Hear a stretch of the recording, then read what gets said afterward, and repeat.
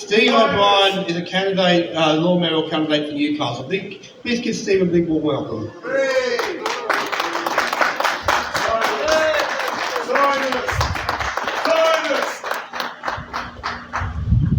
How you going, Adam? Hope you're having a good afternoon.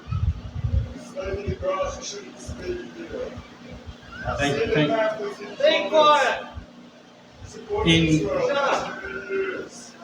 In recognising the traditional owners of the land on which we meet today, I think it's important to acknowledge the fact that sovereignty was never ceded by the Aboriginal people. And the struggle for their self-determination goes on. We're talking over 200 years. So in that context, I think we remember struggles are ongoing, and we continue to express our solidarity with the Palestinian people and the people of Gaza. So I wanted to say thank you very much for the invitation to speak today. Yes, my name is Steve O'Brien. I'm a candidate for the Socialist Alliance for Lord Mayor of Newcastle. I'm standing also as a councillor in Ward 1 with my comrades Samantha Ashby and also Stephanie Strozari, both of whom, and all of us, have been at all of these, not all of them, but many of these rallies that have been held in Newcastle in solidarity with the Palestinian people and calling for the end of the genocide in Gaza, calling out Israel, and we will continue to do that.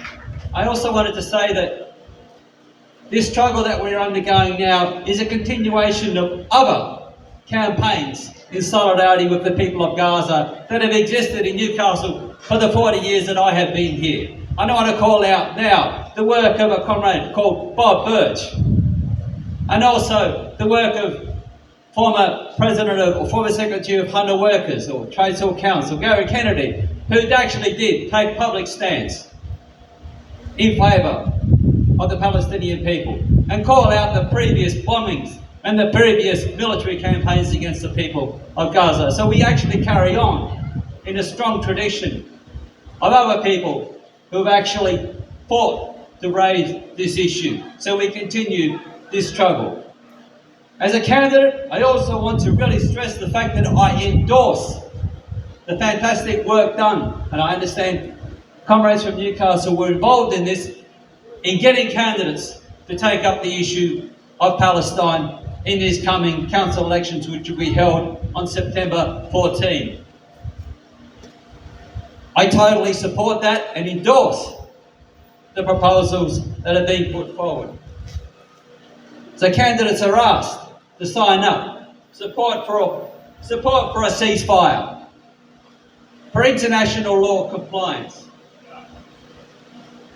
for divestment from Israel, for support for Palestinian refugees, and also for sister city relationships with the people of Gaza and Palestine, occupied Palestine. And I'm really encouraged by the activist campaign in Sydney and Inner West Council to actually take that campaign forward. And I also stand with our socialist comrades who are also running in the city of Sydney, and also there are elections underway in Victoria at the moment, in Geelong, and in Merribek, which is one of the suburbs of Melbourne. You'll find socialist candidates pushing, and socialist councillors, because we are elected, pushing on this issue of Gaza. I also just want to really stress the fact that we are told, and I'm hearing this as a candidate, that Gaza, the Palestine, has got nothing to do with the council. There is nothing far from the truth. I can remember an example.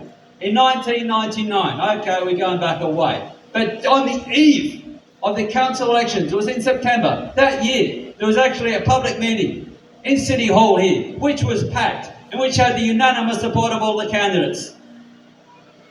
And that was to oppose the genocide.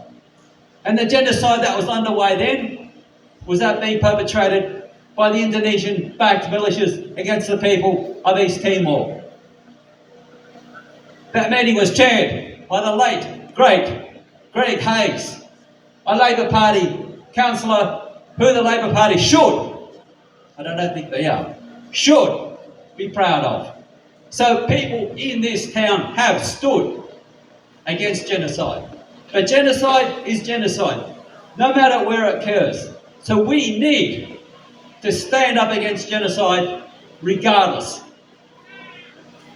I totally endorse the comments by my esteemed opponent, Charlotte McCabe, and congratulate the great work that Charlotte has done.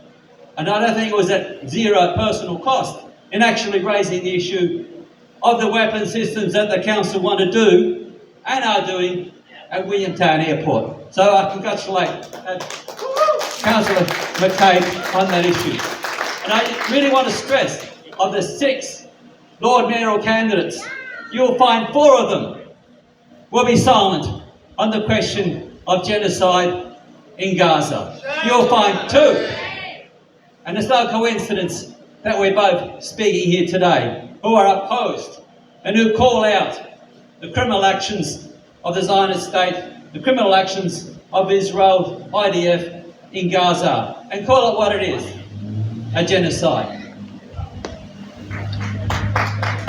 I also just wanted to say, this movement, you are inspiring. You give a lot of us hope.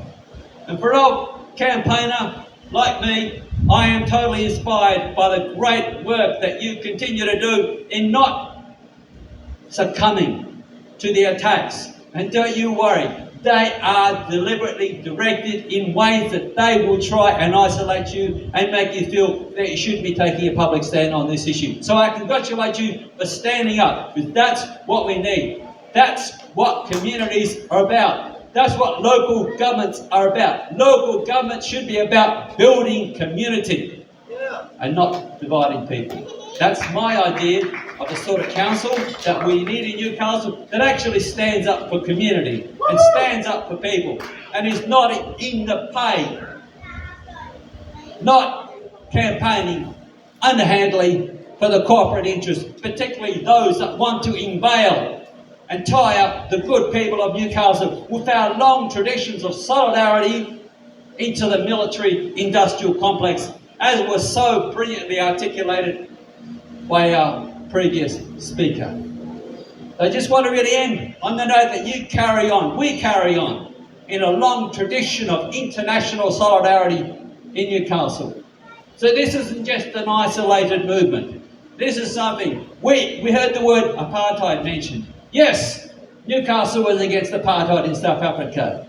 Yes, Newcastle stood against the genocide in East Timor. And you can go back further. And one of the most heroic things that I'm always inspired on is those Chinese seafarers who came to Newcastle in 1936, who jumped ship and said, can you support us, because we don't want to be involved in sending steel components to fight our people in the way in which the Japanese invasion is destroying China.